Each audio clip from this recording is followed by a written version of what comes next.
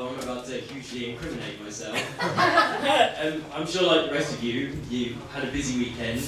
All that I've had to eat for the entirety of it is methadone and semen, so appropriately for this forum, I'm on both a massive come down and a course of antibiotics. So if I burst into tears or scratch at my crotch during this, you know why. It was in the name of research.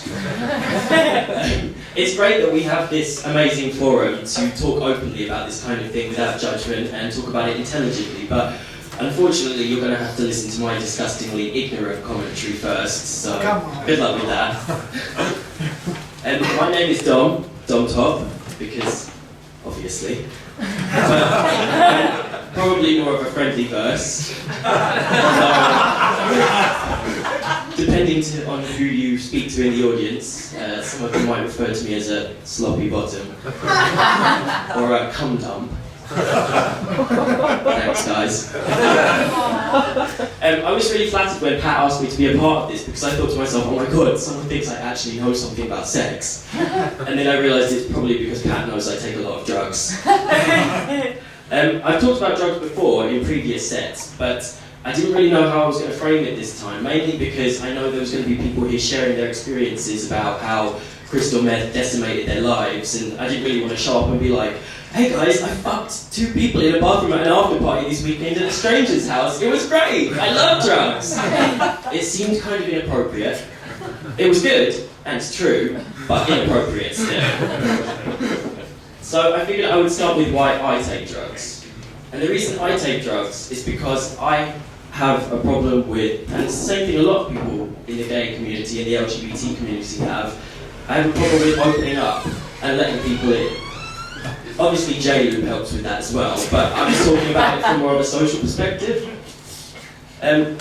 For me though, drugs are terrible. I mean, not from like a moral standpoint or anything, I don't have any morals, and now because of it, no sphincter control.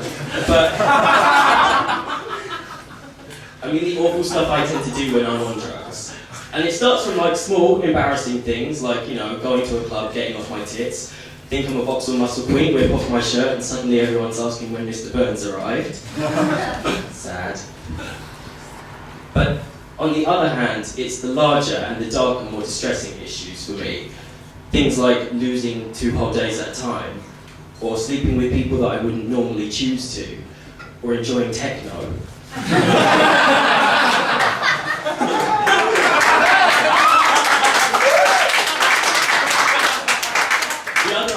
Thing for me about drugs is that I tend to end up at after parties.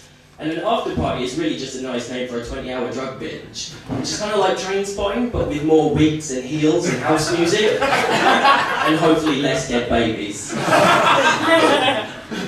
You end up having the same shit conversations comprising of the same questions over and over again, like, have you got a bump? Does anyone want anything from the shop?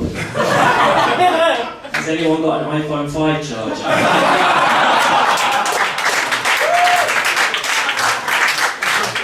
And number 1, are you okay?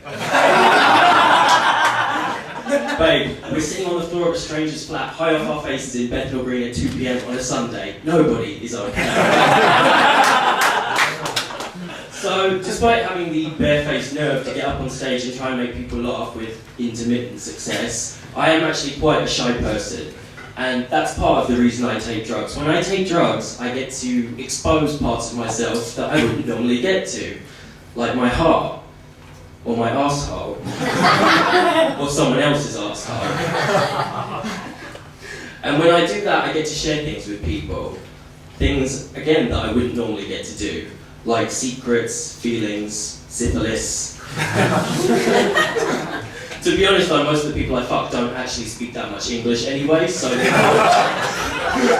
whole sharing conversations and secrets and feelings is kind of moot. Although I do now know how to say, she's pregnant in Spanish, for reasons I'd rather not disclose. A lot of our community feel that drugs and sex are inextricably linked to each other.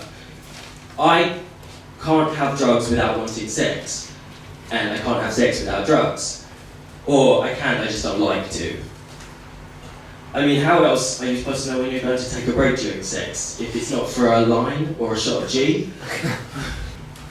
How are you supposed to have the energy for this? Lucozade? There's a lot of Spanish men in London. If I'm going to fuck every single one of them, I think I'm going to need amphetamines. And finally, how are you supposed to have the endurance to give a blowjob to a circumcised cock without at least a shot of G? It's a lot of work, and you're going to end up with really fucking sore lips. So thank fuck Spain is a Catholic country.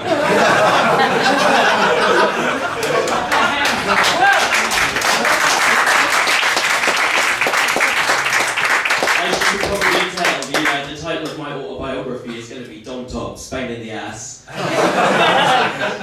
But on a more serious note, it's no coincidence that a lot of us need drugs to do these kind of things. Because to be honest, nobody loves chewing the inside of their mouth that much, so there has to be a darker reason for this. And it's no secret as well that LGBT people go through a lot of trauma. We exist in a world that from the outset invalidates our existence in hundreds and hundreds of ways, big and small. We are hardened and we're guarded. Drugs allow us to momentarily escape these kind of psychic barriers, but in doing so, we also enter into an insular secondary world, one that it's easy to lose yourself to. I always describe it as feeling like I'm being sucked into a vacuum, which is usually after I've spent an entire weekend sucking men into my vacuum. But despite this, I'm not going to condemn recreational drug use. I'm not going to celebrate it either, which is weird considering the amount of enthusiasm I seem to have for it. But the one thing I wanted to impart here, and the one thing that I believe to be true, is it's the people that you have around you. As anything in this city, you need people around you that want good things for you, that have your best interests at heart, and that are able to help you. So with that in mind, I just wanted to ask everyone here tonight one question. Does anybody know who's selling? Thank you very much.